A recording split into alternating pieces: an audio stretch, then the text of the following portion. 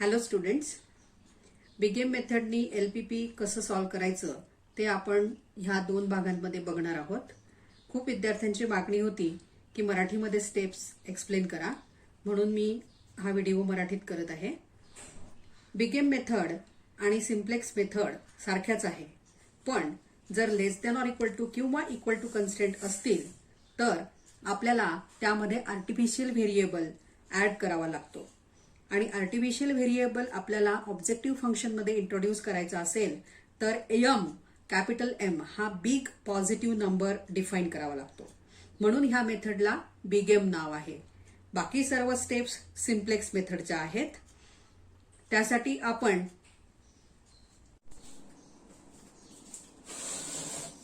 हे linear programming प्रॉब्लेमचे example आपण consider केलेलं आहे.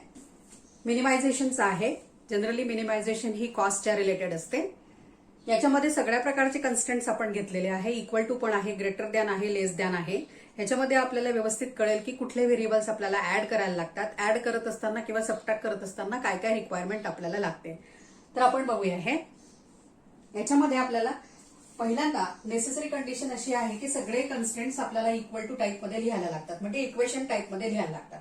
मग आता इक्वेशन टाईपमध्ये लिहित असताना जर का लेस दॅन असेल म्हणजे याच्याकडे काहीतरी कमी आहे, म्हणून तिथे काहीतरी क्वांटिटी, म्हणजे ही आता ऍक्च्युअल क्वांटिटी रिक्वायर्ड म्हणजे त्यांना झालेली. आपण मागच्या लेक्चरमध्ये सिम्प्लेक्स मेथड जेव्हा केली तेव्हा सगळे कन्स्टंट्स लेस दॅन ऑर इक्वल टू घेतले होते. त्यामध्ये स्लॅक व्हेरिएबल का ऍड करायचं त्याचं एक्सप्लेनेशन आहे, कारण की ही ऍक्च्युअल क्वांटिटी यूज झालेली असते. आणि लेस दॅन ऑर इक्वल टू 4 म्हणजे संपूर्ण ही 4 इथे यूज झालेली नसते. सम काहीतरी क्वांटिटी असते की जी अनयुज्ड असते, ती अनयुज्ड क्वांटिटी इथे आपल्याला ऍड केली म्हणजे हे इक्वॅलिटी कन्स्ट्रेंट मध्ये होणार आहे. राईट. आता हा जो कन्स्ट्रेंट आहे greater than or equal to, हे 2 कन्स्ट्रेंट महत्वाचे कन्स्ट्रेंट्स आहेत, कारण ह्या कन्स्ट्रेंटच्या रिलेटेड वेगळ्या गोष्टी आपल्याला इथे काही डिफाईन करायला लागतात आणि ऑब्जेक्टिव्ह फंक्शन मध्ये ऍड करायला लागतात. सगळे कन्स्ट्रेंट जर का लेस दॅन ऑर इक्वल टू असेल तर ते खूप इझी होतं आणि आपण मागच्या लेक्चरमध्ये ते एक्झाम्पल बघितलेलं आहे. आता इक्वॅलिटी कन्स्ट्रेंट इथे ऑलरेडी हा इक्वॅलिटी कन्स्ट्रेंट आहे. ठीक आहे, आपण ह्याचं काय करायचं ते पुढे बघूया. आधी हे सगळे इक्वेशन्स फॉर्ममध्ये लिहूया आणि मग त्या अनुषंगाने आपल्याला कुठले व्हेरिएबल अजून ऍड करायला लागणार आहे ते आपण बघूया. आता greater than or equal to constraint जेव्हा असतो त्यावेळेला हे ऍक्च्युअल क्वांटिटी लागलेली असते, म्हणजे हे जे 6 आहे याच्यापेक्षा जास्त क्वांटिटी लागलेली असते, म्हणून यातली जी एक्स्ट्राची क्वांटिटी लागलेली आहे ती आपण सबट्रॅक्ट करायची असते. इथे त्याला आपण सरप्लस क्वांटिटी असं म्हणतो आणि तो व्हेरिएबल जो असतो रिगार्डिंग व्हेरिएबल त्याला आपण सरप्लस व्हेरिएबल असं म्हणतो. मग आता यातनं सरप्लस व्हेरिएबल जो आहे तो आपण सबट्रॅक्ट करतो. सरप्लस क्वांटिटी ही ऑलवेज मायनस केली जाते आणि म्हणून ती मायनसच असणार आहे, इथे कधीही प्लस असणार नाही. आणि स्लॅक म्हणजे काहीतरी कमी आहे, समथिंग लेस, तर ती इथे नेहमी आपण ऍड करतो, म्हणून त्याला प्लस साईन असणार आहे. ओके. आता हे केल्यानंतर ह्या 2 ज्या इनइक्वालिटीज आहेत लेस दॅन आणि ग्रेटर दॅन त्या इक्वेशन फॉर्म मध्ये आपण लिहू शकतो. आता आपण इथे आधी पहिल्यांदा मी लिहिते आणि मग नंतर बघू की अजून आपल्याला काय रिक्वायर्ड आहे. तर पहिल्यांदा इक्वेशन फॉर्म मध्ये आपण लिहूया हे कन्स्ट्रेंट. आपण फक्त कन्स्ट्रेंटच्या रिलेटेडच बोलणार आहोत आणि मग नंतर फायनली स्टँडर्ड फॉर्म लिहिताना मग आपल्याला अजून काय ऍड करायला लागणार आहे ते आपण बघूया. तर आधी हे इक्वल टू फॉर्म मध्ये मी इथे लिहिते. आता हा पहिला constraint already equal to form मध्ये होता म्हणून त्यात काही ऍड करत नाहीये. पुढचा जो कन्स्ट्रेंट आहे तो ग्रेटर दॅन आहे. आता ग्रेटर दॅन म्हणजे ही जास्तीची क्वांटिटी लागलेली आहे, त्यातनं जी जास्तीची लागलेली आहे 6 पेक्षा ती आपण मायनस करतोय, तर ती सरप्लस म्हणजे ही S1. सरप्लस आणि स्लॅक व्हेरिएबल हे S1 S2 ह्या नोटेशनने डिनोट केले जातात. ओके. इक्वल टू 6 झालं. हे बॅलन्स झालं. ऍक्च्युअली आपण हे बॅलन्स करतोय. इक्वेशन काय करतोय आपण, इनइक्वालिटी बॅलन्स करतोय. So x1 plus 2x2. आता इथे समथिंग इज लेस, स्लॅक आहे, कमी आहे, ती आपण इथे ऍड केली. ऍड केल्यानंतर हे इक्वल टू होणार. आता इथे जर तुम्ही बघितलं तर हे सगळे कन्स्ट्रेंट्स इक्वेशन फॉर्म मध्ये आलेले आहेत. राईट. पण आता इथे जेव्हा आपण IBFS काढतो, आपण जेव्हा IBFS हे solution initial basic feasible solution काढतो त्यावेळेला we always start from Z equals to 0. मग मिनिमायझेशन असेल तर ती कॉस्ट म्हणजे कॉस्ट 0 आहे असं अजून करून आपण पुढे चालतो, किंवा मॅक्सिमायझेशन असेल तर प्रॉफिट इक्वल टू 0 असून चालतो. 0 कन्सिडर करतो आणि पुढे आपण त्याचं IBFS त्या याच्याने काढतो युझिंग दॅट फॅक्ट. आता इथे minimization Z been equal to 0 म्हणजे जी कॉस्ट आपण लागलेली आहे ती 0 असं अझूम करूया. तर 0 अझूम करू म्हणजेच काय अझूम करायचंय की x1 आणि x2च्या व्हॅल्यू काय करायचंय 0 आपण इथे अझूम करतोय. इथे x1 आणि x2 हे जे ऍक्च्युअल व्हेरिएबल्स आहेत आपल्या एक्झाम्पल मधले त्यांना डिसिजन व्हेरिएबल्स म्हणतात. Decision variables. हे decision variables always at the starting of this simplex method किंवा big M method. Actually big M method आणि सिम्प्लेक्स मेथड ह्या एकच मेथड आहे. सगळ्या स्टेप्स आपण सिम्प्लेक्स मेथडच्या फॉलो करतोय, पण त्याला बिगेम हे नाव का आहे ते आपण ह्या पुढच्या जेव्हा स्टँडर्ड फॉर्म आपण लिहूया तेव्हा तुम्हाला कळेल की त्याला बिगेम का म्हणतात. जनरली स्टुडंट्समध्ये नेहमी कन्फ्युजन असतं की बिगेम आणि सिम्प्लेक्स या दोन वेगळ्या मेथड आहे. तसं काहीही नाहीये, ती एकच मेथड आहे. फक्त याच्यामध्ये एक वेगळ्या प्रकारचे व्हेरिएबल्स आपल्याला ऍड करायला लागतात आणि त्याचे जे कोएफिशियंट्स आहेत ते कोएफिशियंट्सच्या सिलेक्शनवरनं त्याचं नाव बिगेम मेथड आहे. ओके, ते आपण बघूया पुढच्या याच्यामध्ये जेव्हा आपण स्टँडर्ड फॉर्म याचा लिहूया. पहिल्यांदा आपण आयबीएफएस वर कॉन्सन्ट्रेट करूया. आता आयबीएफएस मला काढायचं आहे म्हणजे काय करायचंय की डिसिजन व्हेरिएबल्स म्हणजेच ते नॉन बेसिक व्हेरिएबल्स आहेत, त्याची मला व्हॅल्यू काढायची आहे. तर ते आपण 0 टाकणार. We are starting from cost is equals to 0. तर हे 0 टाकलं आपण. ओके, आता हे 0 टाकल्यानंतर मला काय मिळतंय ते बघूया आपण आता इथे. तर हे इक्वेशन आपण कन्सिडर करू. इथे मला 0 इज इक्वल्स टू 3 मिळत आहे.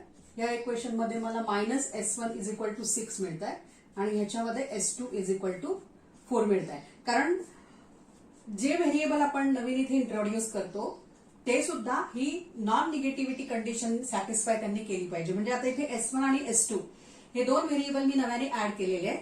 या दोन्ही व्हेरिएबल सुद्धा greater than or equal to असले पाहिजे. नॉन निगेटिव्हिटी कंडिशन त्यांनी सुद्धा सॅटिस्फाय केली पाहिजे. हा त्याचा नेसेसरी त्याची प्रॉपर्टी आहे. ओके, आता हे जर का सोल्युशन आपण बघितलं तर इथे मला 0 equal to something equal to 3 which is absurd. हे नॉट पॉसिबल आणि हे शक्यच नाही. 0 इक्वल टू 3 जर का मी घेतला आणि हा कन्स्टेंट मी नाही घेतला तर we cannot omit this constant. We have to take this constant कारण तो या एक्झाम्पलचा पार्ट आहे.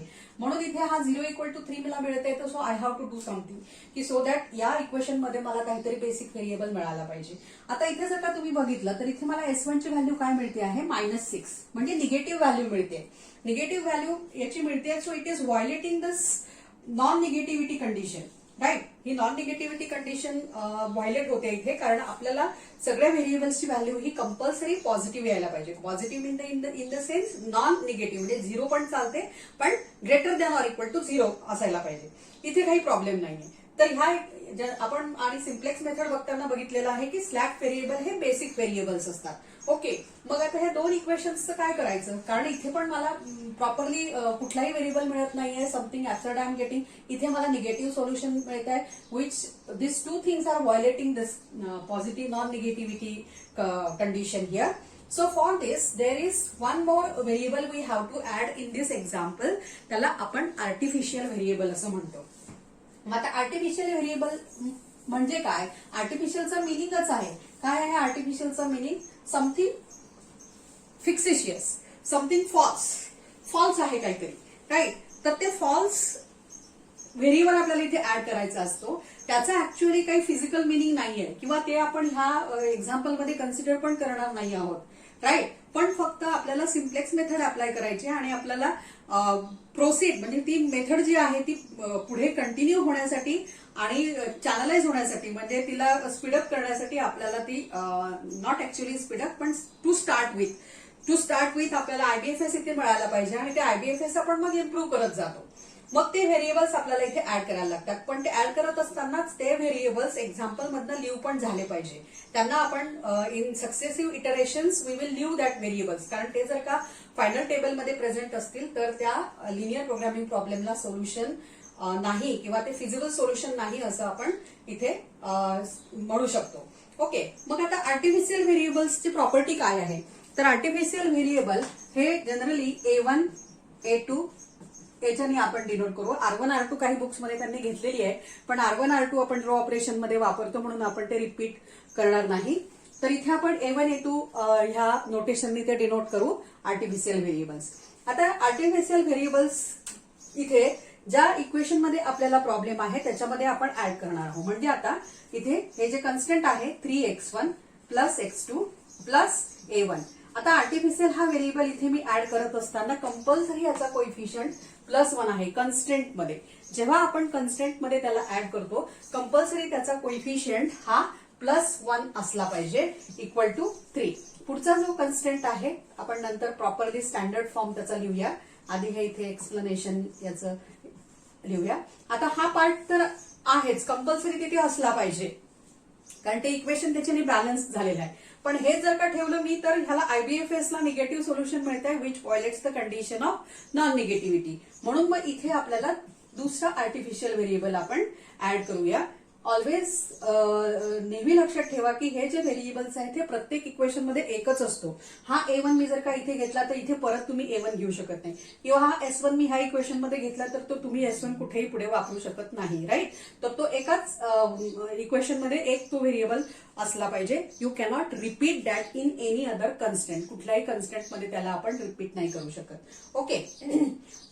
मग हा जेव्हा कन्स्टंट असतो greater than or equal to constant ज्या वेळेला आपल्या एलपीपी मध्ये असतो, तर त्याच्यामध्ये नेहमी दोन व्हेरिएबल आपल्याला इंट्रोड्यूस करायला लागतात. एक तर कंपल्सरी इक्वॅलिटी फॉर्म मध्ये लिहिण्यासाठी हा सरप्लस व्हेरिएबल असतो की एक्स्ट्राची क्वांटिटी आपल्याला सबट्रॅक्ट करायची असते, आणि आयबीएफएस मिळण्यासाठी आपल्याला आर्टिफिशियल व्हेरिएबल ऍड करायला लागतो. सर कंपल्सरी जेव्हा greater than or equal to constant असतो तेव्हा त्याच्यामध्ये हे दोन व्हेरिएबल आपल्याला इंट्रोड्यूस करायलाच लागतात. आणि जेवढे सगळे व्हेरिएबल्स आपण ह्या कन्स्टंट्स मध्ये इंट्रोड्यूस करणार आहोत ते सगळे व्हेरिएबल्स आपल्याला ऑब्जेक्टिव्ह फंक्शन मध्ये सुद्धा विथ प्रॉपर कोएफिशियंट लिहायलाच लागतात. ओके. आता पुढचा जो आहे त्याच्यामध्ये काहीच प्रॉब्लेम नाहीये आपल्याला, x1 + 2x2, कारण तो स्लॅक व्हेरिएबल आहे आणि त्याचं मला सोल्युशन पण मिळत होतं. So I don't have any problem, right. तर स्टँडर्ड फॉर्म मध्ये लिहिताना माझे कन्स्टंट हे अशा प्रकारे मला रिप्रेझेंट करता येतील. And at the same time हे जे सगळे व्हेरिएबल्स मी इथे इंट्रोड्यूस केलेले ह्याच्यामध्ये हा एक artificial variable A1, surplus variable S1, then हा दुसरा आर्टिफिशियल व्हेरिएबल A2 आणि हा स्लॅक व्हेरिएबल, हे सगळे आपल्याला ऑब्जेक्टिव्ह फंक्शन मध्ये सुद्धा इंट्रोड्यूस करायला लागतील. आता त्याचे कोएफिशियंट्स काय आहेत? Generally there is always confusion in the students की याचे कोएफिशियंट्स ते चुकून जे कोएफिशियंट्स आपण ऑब्जेक्टिव्ह फंक्शन मध्ये लिहितो ते इथे पण लिहितात, पण ते तसं करायचं नाही, कारण ऑब्जेक्टिव्ह फंक्शन हा वेगळा पार्ट आहे. ऑब्जेक्टिव्ह फंक्शन मध्ये जेव्हा आपण ते कोएफिशियंट इंट्रोड्यूस करतो ऍडिशनल कोएफिशियंट्स हे, तर त्या ऑप्टिमल व्हॅल्यूमध्ये, मग ती मिनिमायझेशनची असेल किंवा मॅक्सिमायझेशनची असेल, त्या व्हॅल्यूमध्ये कुठल्याही प्रकारचा चेंज यायला नको, किंवा ती जी ऑप्टिमल व्हॅल्यू आहे ती कुठेही अफेक्ट व्हायला नको. म्हणून हे जे व्हेरिएबल्स आपण ऍड करणार आहोत ते व्हेरिएबल्स ची कुठल्याही प्रकारची व्हॅल्यू त्याच्यामध्ये ऍड होता कामा नये किंवा त्यातनं सबट्रॅक्ट होता कामा नये. म्हणून इथे स्लॅक आणि सरप्लस व्हेरिएबलचे कोएफिशियंट्स आपण ऑब्जेक्टिव्ह फंक्शन मध्ये इंट्रोड्यूस करतो, त्याचा कोएफिशियंट आपण नेहमी 0 घेतो. आपण लास्ट लेक्चरमध्ये सिम्प्लेक्स मेथड बघताना ते केलेलं आहे की सगळे स्लॅक व्हेरिएबल्स जेव्हा आपण ऑब्जेक्टिव्ह फंक्शन मध्ये इंट्रोड्यूस करतो त्याचे कोएफिशियंट्स 0 आहेत. मग आता नवीन आपण कुठला व्हेरिएबल बघितला तर सरप्लस व्हेरिएबल बघितला. तर सरप्लस व्हेरिएबलचे सुद्धा कोएफिशियंट्स 0 असतात ऑब्जेक्टिव्ह फंक्शन मध्ये, मिनिमायझेशन असेल तरी आणि मॅक्सिमायझेशन असेल तरी. पण आता हे जे आर्टिफिशियल व्हेरिएबल्स आहेत याचे मात्र कोएफिशियंट्स हे वेगळे आहेत. आपण त्याच्यासाठी एक टेबल कन्स्ट्रक्ट करूया आणि त्या टेबलवरून तुम्हाला कळेल की कुठले कोएफिशियंट्स आपण केव्हा आणि कसे ऍड करायचे. सो आपण एक टेबल इथे कन्स्ट्रक्ट करू आणि मग नंतर त्याचा स्टँडर्ड फॉर्म लिहू आपण.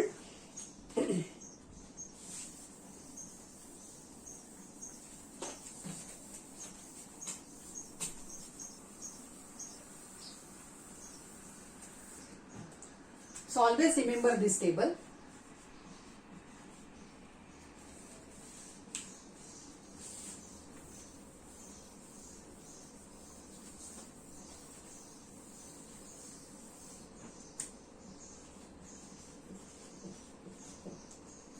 इथे आपण व्हेरिएबल लिहूया की कुठला व्हेरिएबल स्लॅक आहे का सरप्लस आहे. ओके. तर सेकंड आपण करूया coefficient in objective function, second column objective function. Okay. आणि इथे एक कॉलम अजून एक मला लागणार आहे, नंतर मी लिहिणार आहे, थोडा या बाजूला लिहूया. Variable coefficient in objective function, आणि हा नंतर मी ऍड करेन इथे कॉलम.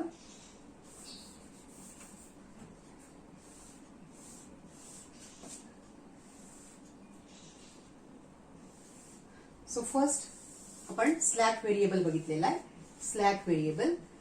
आणि इथे आपण दोन परत एक कॉलम करूया की मॅक्सिमायझेशन असेल ऑब्जेक्टिव्ह फंक्शन आणि मिनिमायझेशन असेल तर काय आपले कोइफिशियंट्स आहेत. तर स्लॅक आणि सरप्लस व्हेरिएबल असतील तेव्हा काहीच प्रॉब्लेम नसतो, ते नेहमी 0 असतात.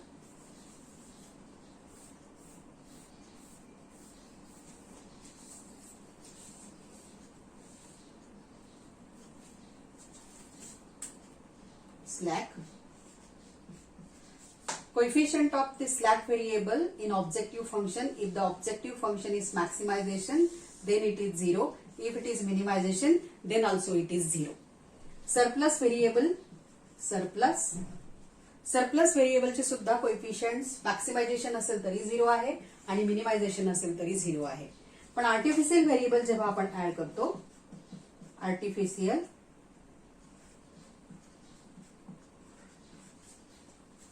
तर इथे हा एक एम बिग पॉझिटिव्ह नंबर आपण डिफाईन करतो. Big positive number. मग तो नेमका किती घ्यायचा, तर आता जनरली थोडासा लॉजिक किंवा सेन्स आपण इथे वापरायचा की हे एलपीपी आहे, आपण जे एलपीपी घेतलेलं आहे त्याच्यामध्ये हे सगळे सिंगल डिजिट्स आहेत. मग या एक्झाम्पलसाठी मी एम ची व्हॅल्यू 100 घेतली तरी ती चालणार आहे. मग ती 100 घ्या, 1000 घ्या, अजून काही घ्या, पण it should be a very big positive number, right. आणि मग तो बिग पॉझिटिव्ह नंबर मी ज्या वेळेला घेणार आहे तो M is big positive number. आता मॅक्सिमायझेशनचं जेव्हा एक्झाम्पल आपण सोडवतो त्या मॅक्सिमायझेशनच्या एक्झाम्पलमध्ये आपल्याला जनरली ग्राफिकल मेथडमध्ये आपण बघितलंय की इथे आपल्याला बाउंडेड रिजन असा मिळतो इन द फर्स्ट क्वाड्रंट काहीतरी, आणि याचे जे व्हर्टेक्स आहेत त्या ऍट द व्हर्टेक्स सोल्युशन त्याचं एक्झिस्ट होतं. तसंच ज्या वेळेला आपण हे 2 डायमेन्शनल सिस्टम मध्ये आपण बघू शकतो की आपल्याला इथे कॉमन फिजिबल रिजन मिळतो आहे आणि we can draw the graph and we can find out the vertices of that convex polygon. तिथे आपल्याला कॉन्व्हेक्स पॉलिगॉन मिळतो. पण but when the number of variable increases म्हणजे ग्रेटर दॅन 2, राईट, कारण 2 variable पर्यंतच आपण फक्त ग्राफिकल मेथड अप्लाय करू शकतो. If number of variables are greater than 2 then it goes in hyper plane, right. तर हायपर प्लेन मध्ये सुद्धा ते कॉन्व्हेक्स त्याचे पॉलिगॉन एक्झिस्ट होतात, तिथे सुद्धा ते व्हर्टायसेस आपण काढतो, राईट. मग त्या व्हर्टायसेसला इथे when that vertex will be there, always we have seen that the optimal value of the objective function ही त्या व्हर्टेक्सला लाय होते, त्या व्हर्टेक्सला आपल्याला मिळते, राईट. मग ते मिनिमायझेशनचं असेल किंवा मॅक्सिमायझेशनचं असेल, ऍट द व्हर्टेक्स कुठल्या तरी एका व्हर्टेक्सला आपल्याला ती ऑप्टिमल व्हॅल्यू त्याची मिळते. जसं फंक्शनचं कॅल्क्युलसमध्ये तुम्ही बघता extreme values by obtaining the stationary points, त्याला बऱ्याचशा मेथड तुम्ही बघितलेल्या आहे कॅल्क्युलसमध्ये. It is same as actually that extreme values, finding the extreme values, and here we are doing the same actually minimisation and maximisation. पण तिथे फक्त फंक्शनचं आपण काढतो कॅल्क्युलसमध्ये. ऑपरेशन रिसर्चमध्ये आपल्याला ते कन्स्ट्रेंट्स पण विचारात घ्यायला लागतात, म्हणून मग इथे त्याच्या मेथड्स वेगळ्या आहेत. ओके, मग आता त्या व्हर्टेक्सला, राईट, मग तो व्हर्टेक्स जर का हा एम म्हणजे इकडे बिग असेल तर हा खूप वरती जाणार, राईट. कुठेतरी ऍट दॅट इन्फायनाइट 1000 घेतला, लॅक घेतला तर तो माझा रिजन वाढतच जाणार, राईट. मग त्याला बाउंड्री मला नाही आहे आणि ते मग त्या maximum value if I pick up from that then it will affect my objective function value, की माझी मॅक्सिमायझेशनची जी व्हॅल्यू आहे ती मग चुकणार आहे, कारण ह्या एम मुळे ती व्हॅल्यू चुकेल जर का मी याचा कोएफिशियंट प्लस एम घेतला तर. कारण प्लस एम म्हणजेच काय आहे तर बिग पॉझिटिव्ह नंबर. म्हणजे जर का ह्या ऑब्जेक्टिव्ह फंक्शन मध्ये असेल, हा मॅक्सिमायझेशन असेल, मॅक्सिमायझेशन झेड, आणि हा 2x1 plus x2 plus MA1, right. तर हा MA1 इथे जर का असेल प्लस व्हॅल्यू तर ती व्हॅल्यू माझं हे आन्सर ऑप्टिमल व्हॅल्यू चुकणार आहे. बेसिकली इथे हे जे व्हेरिएबल्स आहेत ह्यांनी तर आपली जे इटरेशन आहे सक्सेसिव्ह इटरेशन मध्ये this variable should leave that tables, right, तरच ते सोल्युशन एक्झिस्ट होत आहे. पण तरी सुद्धा हा जो एम आहे हा मिनिमायझेशन केसमध्ये आपण -m घेतो, कारण -m घेतल्यानंतर आपण we are making it very small, आणि मग स्मॉल घेतला की तो खाली कुठेतरी येणार and we are not going to that vertex to find the optimal solution for maximisation case. Okay, म्हणून आर्टिफिशियल व्हेरिएबल असेल आणि मॅक्सिमायझेशन हे तुमचं ऑब्जेक्टिव्ह फंक्शन असेल तर कोएफिशियंट हा कंपल्सरी -m, राईट. आणि आता मिनिमायझेशनला लोअर बाउंड्रीला आपल्या व्हॅल्यूज एक्झिस्ट होतात, म्हणून तो एम कितीही मोठा असेल तर आपल्याला त्याच्याशी काही प्रॉब्लेम नाहीये. So coefficient will take it as plus m. So these are very important steps to remember that these are the variables here slack, surplus and artificial and their coefficients in the objective function. Now one more confusion always is there among students की ह्याचे जे coefficients आहेत constants मधले. So I will write here, that's what I have put it here, coefficients in constraints. कुठलाही constraints असू दे तर ह्या प्रत्येक व्हेरिएबलचा स्लॅक व्हेरिएबलचा coefficient in both the cases minimisation always and maximisation या दोन्हीमध्ये कंपल्सरी कोएफिशियंट हा 1 असेल. सरप्लसचा हा -1च असतो कारण सरप्लस म्हणजे आपण काहीतरी सबट्रॅक्ट करत असतो आणि सबट्रॅक्ट जर करणार तर त्याचा कोएफिशियंट नेहमी -1 असणार आहे आणि याचा कोएफिशियंट +1 असतो कारण we are treating it as an basic variable. तर हे कोएफिशियंट्स त्याचे कन्स्टेंट्स मध्ये असतात. If will follow this table then there will not be any mistake. हे तुम्ही स्टँडर्ड फॉर्म लिहिताना याच्यामध्ये कुठल्याही प्रकारची चूक तुमची होणार नाहीये. ओके, आता आपण हा जे दिलेला एक्झाम्पल आहे त्याचं स्टँडर्ड फॉर्म आपण लिहूया. So let us write down the standard form of this. आणि इथे नेहमी एक गोष्ट लक्षात ठेवायची की जे व्हेरिएबल तुम्ही कन्स्टेंट्स मध्ये इंट्रोड्यूस करताय, स्लॅक असू देत, सरप्लस असू देत किंवा आर्टिफिशियल व्हेरिएबल असू देत, ते सगळे कोएफिशियंट्स आपण ऑब्जेक्टिव्ह फंक्शन मध्ये कंपल्सरी तिथे ऍड करायचे आहेत. Okay, this was original linear programming problem. मग आता इथे हा मी प्रॉपर स्टँडर्ड फॉर्म बघणार आहे. Standard form. So minimize z equal to 2x1 plus x2. इथे मी आता थोडी जागा सोडणार आहे कारण मला याच्यामध्ये जे व्हेरिएबल मी ऍड करणार आहे ते इथे सुद्धा मला ऍड करायचं आहे. सब्जेक्ट टू आता पहिला कन्स्टेंट काय आहे माझा 4x1 3x1 प्लस x2. इथे इक्वल टू कन्स्टेंट आहे म्हणून फक्त आर्टिफिशियल व्हेरिएबल आपण इथे ऍड करणार आहे. आता इथे मी आर्टिफिशियल व्हेरिएबल ऍड करला. कन्स्टेंट्स मध्ये त्याचं कोएफिशियंट आहे +1. आता ऑब्जेक्टिव्ह फंक्शन मध्ये मी इथे त्याला ऍड करणार आहे. ऑब्जेक्टिव्ह फंक्शन मध्ये लिहिताना मी आधी बघणार आहे की माझं झेड मिनिमायझेशन आहे का मॅक्सिमायझेशन आहे. तर आता इथे झेड काय आहे मिनिमायझेशन. मिनिमायझेशन असेल तर ह्या आर्टिफिशियल व्हेरिएबलचा कोएफिशियंट आपण तिथे लिहिलेला आहे काय आहे MA1. So by mistake students काय करतात इथे सुद्धा M लिहितात आणि इथे सुद्धा M लिहितात and that is very wrong. Right, compulsory constraints मध्ये त्याचे कोएफिशियंट्स 1 असतात कारण तिथे तो बेसिक व्हेरिएबल असतो आणि बेसिक व्हेरिएबल आपण बघितलेला आहे की त्याचा कोएफिशियंट हा कंपल्सरी 1 पाहिजे and in another equations it should बी 0. म्हणजे जे कॉलम आयडेंटिटी मॅट्रिक्सच्या कॉलम बरोबर मॅच होतात that corresponding variable is called the basic variable. म्हणून कंपल्सरी कन्स्टेंट्स मध्ये आर्टिफिशियल व्हेरिएबलचे कोएफिशियंट, स्लॅक व्हेरिएबलचा कोएफिशियंट किंवा सरप्लस व्हेरिएबलचा कोएफिशियंट्स हे त्या टेबलच्या अकॉर्डिंग असले पाहिजे. फक्त ऑब्जेक्टिव्ह फंक्शन मध्येच आपल्याला विचार करून ते लिहायला लागतात. ओके, सेकंड कन्स्टेंट काय आहे 4x1 प्लस 3x2. आता greater than or equal to constant आहे. मग स्टँडर्ड फॉर्म लिहिताना greater than or equal to constant मध्ये नेहमी 2 व्हेरिएबल इंट्रोड्यूस होतात. एक तर पहिला सरप्लस व्हेरिएबल. सरप्लस व्हेरिएबलनी काय होत आहे की ते इक्वॅलिटी फॉर्म मध्ये होत आहे पण तेवढंच सफिशियंट नाहीये कारण सरप्लस व्हेरिएबलला मायनस साइन असतो आणि मग त्या इक्वेशनसाठी आपल्याला बेसिक व्हेरिएबल मिळत नाही आणि त्यासाठी म्हणून मग आपल्याला तिथे आर्टिफिशियल व्हेरिएबल एक ऍड करायला लागतो. म्हणून मग इथे आधी हा सरप्लस व्हेरिएबल सबट्रॅक्ट करणार त्याच्याने इक्वॅलिटी तर होत आहे पण बेसिक व्हेरिएबल मिळत नाहीये म्हणून आपण इथे हा आर्टिफिशियल व्हेरिएबल ऍड करतो. दिस इज इक्वल्स टू 6. कंपल्सरी ह्याचा सुद्धा कोएफिशियंट इथे +1 आहे पण सरप्लसचा ऑब्व्हियसली -1 आहे. आता हे दोन्ही व्हेरिएबल इथे आपण इंट्रोड्यूस करूया. आता सरप्लस व्हेरिएबलचा कोएफिशियंट काय आहे ऑब्जेक्टिव्ह फंक्शन मध्ये 0s1 आणि आता हा दुसरा आर्टिफिशियल व्हेरिएबल आहे त्याचा कोएफिशियंट काय घेणार आपण MA2. आता इथे कितीही आर्टिफिशियल व्हेरिएबल असू दे त्या सगळ्यांचे कोएफिशियंट M हा नंबरच असणार आहे ऑलवेज. मग तुम्ही इथे M1 किंवा इथे M2 असं घ्यायचं नाही, ते चुकणार आहे. M हा एकच फिक्स नंबर आपण इथे डिफाईन केलेला आहे आणि ऑब्जेक्टिव्ह फंक्शन मध्ये आर्टिफिशियल व्हेरिएबलचे कोएफिशियंट लिहिताना तो M एकच M वापरायचा आहे. म्हणजे 100 घेतलं तर 100च वापरायचा आहे, 1000 घेतला तर 1000च वापरायचं आहे. इथे 100 घेतला आणि इथे 1000 घेतला असं चालणार नाही, एकच big M.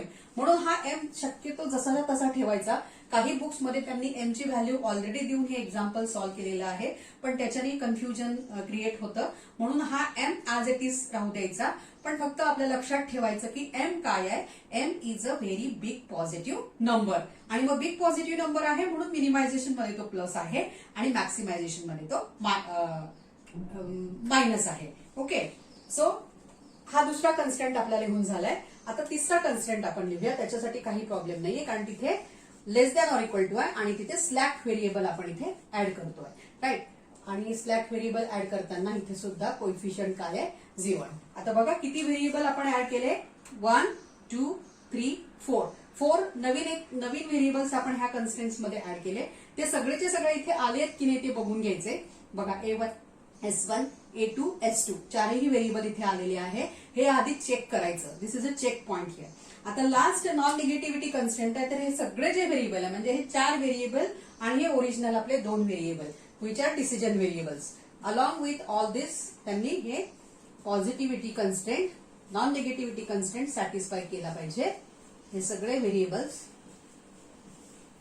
Greater than or equal to 0. Compulsory हे सगळ्या व्हेरिएबल्सने नॉन निगेटिव्हिटी कंडिशन सॅटिस्फाय केली पाहिजे. आता इथे हे जे आर्टिफिशियल व्हेरिएबल इथे आपण कोइफिशियंट ऍड करतोय, जे काय आहे व्हॅल्यू वगैरे काढतोय, व्हॅल्यू मिळताना आपल्याला x1 x2 S1 S2 च्या सुद्धा काही व्हॅल्यूज मिळतील. पण कंपल्सरी आर्टिफिशियल व्हेरिएबल हे इटरेशन प्रोसेसमध्ये लिव्ह झाले पाहिजे. जर ते शेवटपर्यंत लिव्ह झाले नाही तर त्या लिनियर प्रोग्रामिंग प्रॉब्लेमला फिजिबल सोल्युशन एक्झिस्ट होत नाही असं आपण म्हणू शकतो. ओके, सो आता आपण एक बेसिक पहिलं जे टेबल आहे इनिशियल टेबल, IBFS तुम्ही काढा अगर नका काढू काही फरक पडत नाही, कारण त्या टेबलवरनं इमिडिएट आपल्याला मिळतं. How to read that I will tell you, की त्या टेबलवरनं आपण कसं काढू शकतो. आता IBFS इथे काढायचं झालं आपल्याला, तर IBFS काढण्यासाठी x1 आणि x2 तर 0 आपल्याला टाकायचेच आहे, पण at the same time S1 पण आपल्याला 0 टाकायचं आहे, कारण S1 काय आहे, सरप्लस व्हेरिएबल.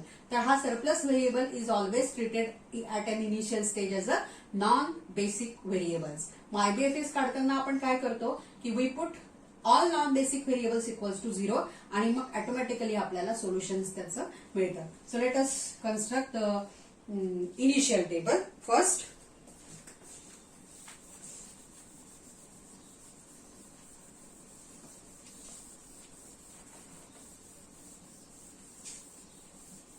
आर्टिफिशियल व्हेरिएबलची अजून एक प्रॉपर्टी आहे की आर्टिफिशियल व्हेरिएबल एकदा त्या सिस्टीम मधनं लिव्ह झाला, त्या इटरेशन मध्ये लिव्ह झाला की तो परत कधीही री एंटर होत नाही.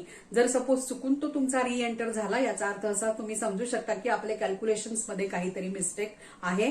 You can suppose that and check the calculations. म्हणून हे एक्झाम्पल करत असताना नेहमी कॅल्क्युलेशन्स फार केअरफुली आपल्याला करायला लागतात, कारण एकदा कुठे चुकलं की it is very difficult. Actually खूप कठीण आहे ते परत फाइंड आउट करणं की कुठे आपले कॅल्क्युलेशन चुकलेले आहेत.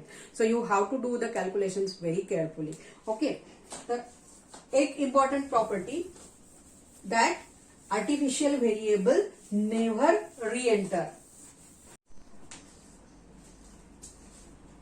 आपण इनिशियल टेबल कन्स्ट्रक्ट करू आता. तर इनिशियल टेबलमध्ये IBFS आधी आपण काढूया. IBFS, आता IBFS काढत असताना non basic variables equal to 0 आपण पुट करतो.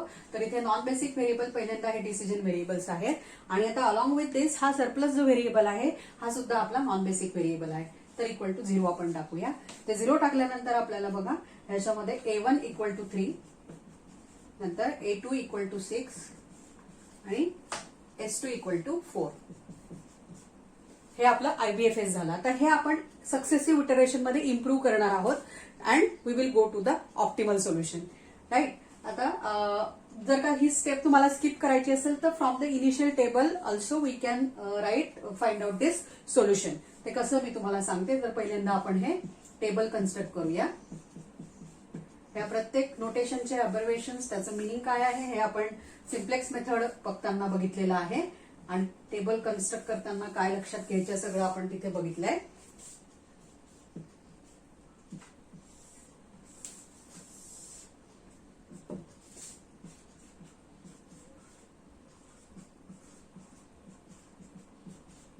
जनरली ह्याच्यामध्ये हे व्हेरिएबल्स आहेत x1 x2 A1 S1 A2S2 लिहिताना स्लॅक आणि सरप्लस आधी लिहायचंय आणि सगळ्यात शेवटी आर्टिफिशियल लिहिले तर बरं असतं.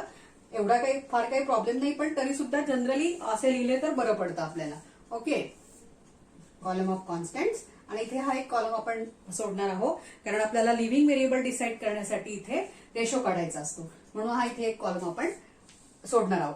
तर इथे पहिल्यांदा ही जी सिस्टीम आहे, तर if you see this system, this is a non homogeneous system of linear equations. आणि मग गॉस जॉर्डन एलिमिनेशन मध्ये जसं आपण ऑगमेंटेड मॅट्रिक्स लिहितो तसंच आपण इथे सुद्धा लिहिणार आहे. जनरली ही प्रोसेस जर का तुम्ही गॉस जॉर्डन एलिमिनेशन बरोबर कम्पेअर केली तर कॅल्क्युलेशन जरा इझी पडतील. फक्त एवढाच फरक आहे की गॉस जॉर्डन एलिमिनेशन मध्ये आपण मॅट्रिक्स असल्यामुळे 1-1 एंट्री पासून आपण चालू करतो आणि 1-1 एंट्री बघून ती 1 ला रेड्यूस करतो इफ इट इज नेसेसरी. इथे तसं करता येत नाही आपल्याला. इथे आधी आपल्याला तो एलिमेंट फाइंड आउट करायला लागतो की कुठला एलिमेंट आपल्याला 1 ला रेड्यूस करायचा आहे. म्हणून directly we cannot start from 1-1 entry. ती आपल्याला फाइंड करायला लागते. लिव्हिंग व्हेरिएबल कुठला, एंटरिंग व्हेरिएबल कुठला आणि त्याचं जिथे इंटरसेक्शन येणार तो व्हेरिएबल आपला पिव्होट असतो आणि तो पिव्होट आपल्याला 1 ला रेड्यूस करायचा असतो आणि त्या अकॉर्डिंग आपल्याला रो ऑपरेशन्स लिहायला लागतात. तर आता आधी आपण इथे हा ऑगमेंटेड मॅट्रिक्स लिहूया. फर्स्ट इक्वेशन मी लिहिते इथे 3.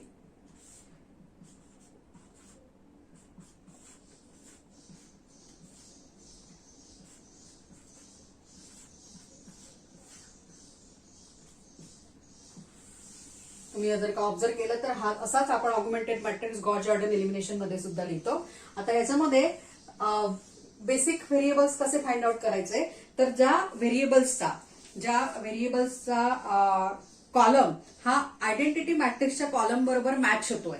म्हणजे आता बघा हे 3 कॉलम आहेत इथे, हे दिसत आहेत मला की हे आयडेंटिटी मॅट्रिक्सचे कॉलम्स आहेत. हे आयडेंटिटी मॅट्रिक्सचे कॉलम्स आहेत म्हणून ह्याचे जे करस्पॉन्डिंग व्हेरिएबल्स आहेत S2, A1, A2 हे बेसिक व्हेरिएबल्स आहेत. पण आता ते असे डायरेक्टली इथे लिहून चालणार नाहीये. म्हणजे मी आता इथे S2, A1 आणि A2 लिहिलं तर हे चुकीचं आहे, राईट? असं लिहायचं नाही, कारण हे इक्वेशन मध्ये जो बेसिक व्हेरिएबल आहे तोच इथे लिहिला गेला पाहिजे.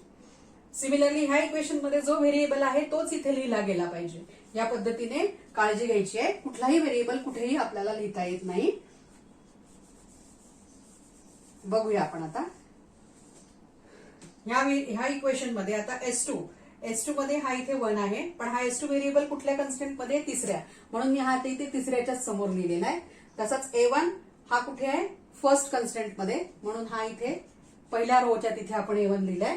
आणि A2 हा दुसऱ्या कन्स्टंट मध्ये आहे, म्हणून इथे आपण दुसऱ्या इक्वेशनच्या समोर त्याला लिहिलेलं आहे. आणि त्याचे जे कोएफिशियंट्स आहेत ऑब्जेक्टिव्ह फंक्शन मधले ते आपण इथे लिहूया. सो A1 चा M, A2 चा M आणि S2 चा 0. सो अशा प्रकारे इनिशियल टेबल आपल्याला कन्स्ट्रक्ट करायचं आहे. हे कोएफिशियंट्स पण लिहायचे.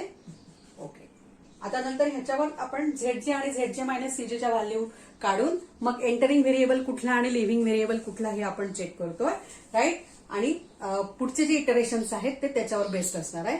ते आपण नेक्स्ट पार्टमध्ये बघूया.